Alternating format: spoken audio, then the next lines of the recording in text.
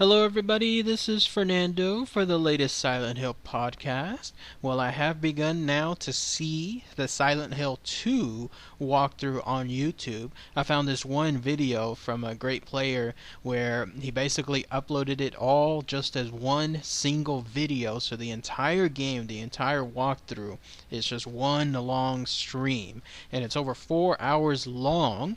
And the best part is, not only is it in HD, but there's no commentary, none of that annoying commentary or jokes or whatever else that people seem to do now on walkthroughs. I love watching walkthroughs on YouTube when there's no commentary, because all it is just a game itself. It's like watching a movie, but a movie about the game, and you're experiencing what the character is going through in the game just as if almost you were playing it yourself, except it's a little bit more voyeuristic because you have no controls over it. So again, it's just like watching a movie of sorts. But yes, Silent Hill 2, I'm watching this right now, and I've already come across the very first monster, which is called the Lying Figure, which you'll see a picture of here. I'll talk about it here in just a couple of minutes, but I wanted to first illustrate the big difference that I noticed when I was watching the intros and then the beginning scenes and everything associated with the first couple of minutes in Silent Hill 2. And it was, obviously we're dealing with a new character, James Sunderland, but it was fascinating to note that his character was right there outside of Silent Hill at the very beginning. He seemed like it was he was in like the real world, because there was no fog. There he was standing in some kind of pier of some sort. You could see the lake in the background, and he was just there trying to find what looks like his wife. His wife is dead, but at this point he received a letter, and so he's trying to find out what's happening, because this letter was from her, and then she's dead, so how could that be? So that's why he's there in Silent Hill. Very, very intriguing stuff right off the bat. It makes me really want to see the rest of the game and see how that plays out, and I'll just watch it little by little as I go through.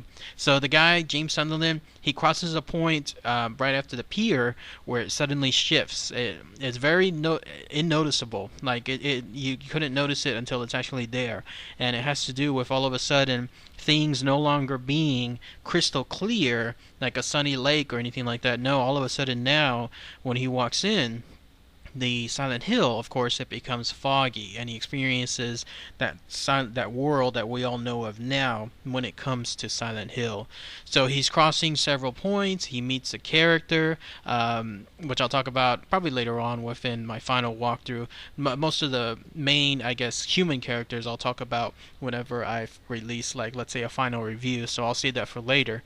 But shortly after he tries to cross a certain point in Silent Hill, he notices a figure in the far background, kind of like slumbering away from him. Very distinct looking thing. It's just for a couple of seconds, but it was a great little tease of some sort. And so naturally, as a player, you're trying to follow what this figure is, like where it's going and what it is altogether. And so at another point, he's following it, and he gets to an area where there's a tunnel, and the tunnel is barricaded by some kind of wooden fence. And so he's crossing that fence because he's hearing like some weird staticky noise, which has to do with a radio nearby. And so he picks up that radio, and then that's when this figure, the Lying Figure, gets up. What an awesome, awesome intro, because the way the camera angle works in that scene, there he is. He's just trying to pick up the radio. Hasn't noticed the Lying Figure because the Lying Figure hasn't necessarily moved much. But now the Lying Figure has noticed him, and it slowly rises up. And then there's that great moment when there's like a pause from James Sunderland, and he notices something within his peripheral vision, and to his shock, he's realizing that it is nothing like he's ever seen before. So what is the Lying Figure? Well, the Lying Figure, it seems to be pretty much like the grunt of the Silent Hill 2 world, meaning it's going to be the one that's the most common within the game, and the one that seems to be probably the easiest to beat so far, because shortly after the Lying Figure got up, and then there was that small I guess, dialogue from James Sunderland, trying to spell out what kind of madness is this. Then he uses his board to strike the lying figure, and when that happens, all it took was like 2 strikes, and then that was it. The lying figure was down for the count. So it seems to be like definitely the grunt of the game, and quite easily the easiest of the game to beat thus far. As far as their appearance, the lying figures are quite grotesque to look at. Right off the bat, too, it seems like Silent Hill 2, the monsters, they're going to have a very sexualized manner to them. In other words, a lot of their features are going to have to do with intimate parts of either men or women, and a lot of their actions are also going to be tied to a lot of, I guess, sexual motivations or sexual items. It's kind of like that movie Alien. Obviously, the alien itself, it looks like something so grotesque, but when you think about it, there's a lot of subtle messages within the design of the alien, from obviously parts of men to parts of women, especially with regards to the face hugger, resembling certain parts of women. I mean, it has that sexual undertone within it that makes it quite disturbing. Same thing here, where it looks like from Silent Hill 2, because this particular thing, the lying figure, first, it looks like it has its flesh completely covering its entire body. It seems like the flesh has been outstretched. Like, think of taking some loose flesh and being able to pull on it and then wrap it around really tight over somebody, and that's exactly what this looks like. But at the same time, there's very distinct features that have various men and women parts within the lying figure. For example, as far as the feminine parts, its legs seem to be highly, highly feminine. I mean, they're long, they're slender, they're not bulky, they look exactly like women's legs. And then on top of that, the back part of the lying figure seems to have a woman's butt. I mean, and what I mean is that if by any chance, like if the lying figure, let's say, is knocked down, and it's knocked down in a way where it lands on its stomach, you can see its butt, and it looks like a woman's butt. It was purposely made that way. And then on top of that, it seems to have, as crazy as it sounds, it seems to have on its feet some kind of women's soles or women's high heels of some sort. It's made part of the flesh itself, but it definitely has the distinction of being like a woman's high heels. The rest of the parts seem to resemble more of a man, because the top part is more mannish, like broadish, like broad shoulders, wide chest. The arms especially, it seems to be like he has some kind of brute strength on the top part. I don't know if this monster is necessarily like a hermaphrodite, where it's a mixture of a man and a woman, but at least with the arms, the lying figure seems to always be like it's in a straitjacket, like it's pushing its arms outward as if it's trying to break free of the flesh that is so tight, like so holding it so tight, but it can't, and so that's why it's always in some kind of internal struggle. The face itself too, there's no discernible feature as far as like eyes or anything involving a nose or a mouth. In fact, the mouth itself seems to be some kind of zipper. In fact, like a close-up of the mouth, you'll see that it looks like this, like it's made up of some zipper. Again, it's showing its eternal struggle, because here's something that is possibly trying to live, possibly trying to eat, possibly trying to drink or whatever, but it can't because of its struggle with its zipper. Interestingly enough, it does find a way to eat, because whenever James first finds this lying figure there in that tunnel, it's actually feasting on a corpse.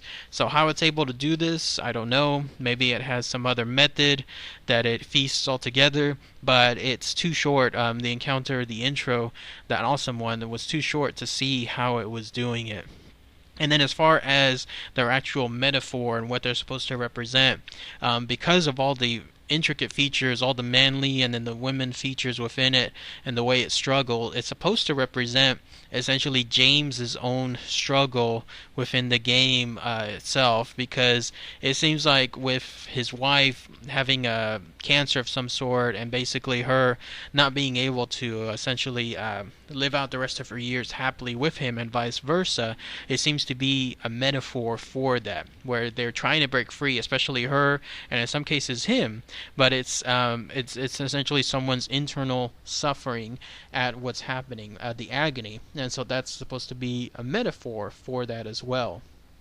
Also, it's supposed to be with regards to his hands, whatever this lion figure's hands is, and the way they're restrained.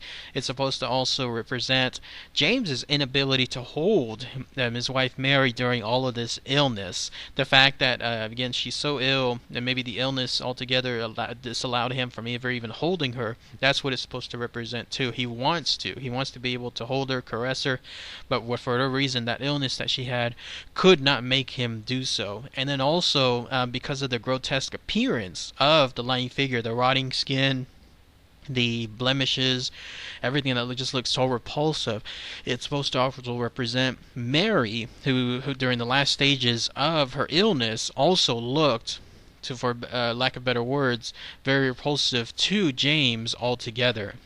So yeah, mainly the lying figure, everything is supposed to be is some kind of frustration of some sort, whether it's the inability to hold someone or the inability to, I guess, break free of whatever disease they had. It's all basically supposed to be some kind of representation of that.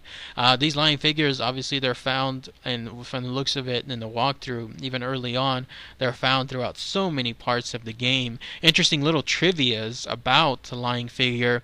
There seems to be a precursor to the lying figure found within the game shortly after your first encounter.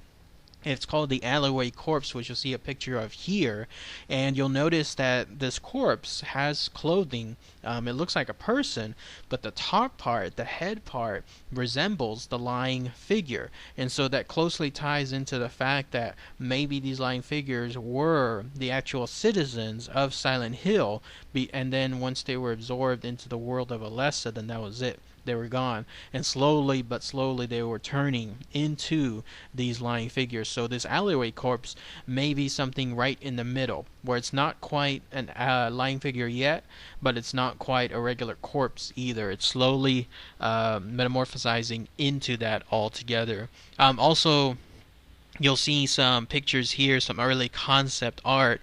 You'll notice that obviously it had a gigantic influence when it came to making like a sexual tone with these creatures. Obviously, like in this one here, you'll see the big emphasis on the butt itself looking so feminine, almost like it's wearing a thong of some sort. Here's another picture too, which shows that at one point the lying figure was supposed to have these tall red boots. Again, strictly feminine when it comes to that, almost like a model would have something like that, emphasizing its long, slender legs.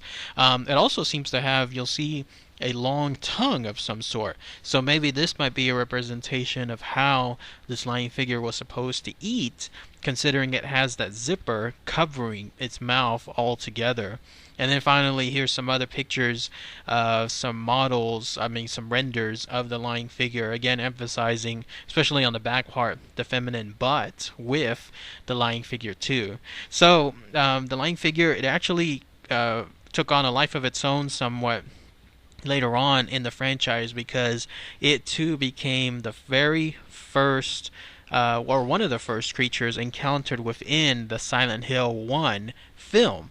There's that very memorable scene where Sybil is encountering Rose for around the first time, and after she has her handcuffed, that's when they notice something slowly creeping up on them. And the way that this lying figure was shown in the film is very reminiscent of how the character James Sunderland found the lying figure within Silent Hill 2. Not quite 100%, but it was more like a nod to that direction. And they pretty much kept the lying figure the same, pretty much in the film as it was in the game itself.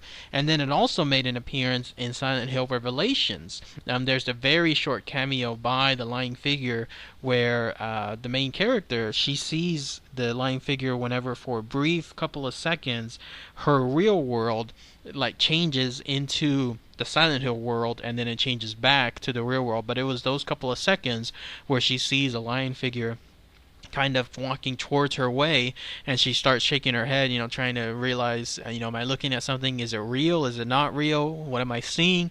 And then that's when it switches back to the real world. And then also the lying figure, one last thing you'll notice, it dons a cover of the Sinner's Reward, issue number 4, which you'll see a picture of here. So yet again, another nod to this very famous creature, the lying figure. So what do you guys think? The lying figure, again, one of the most common enemies within Silent Hill 2. Fascinating to see that it had a great intro, good analysis as far as what it's supposed to represent, and otherwise you can see why it became part of the franchise later on, especially within the films. So, alright everybody, thanks again as always, take care, bye.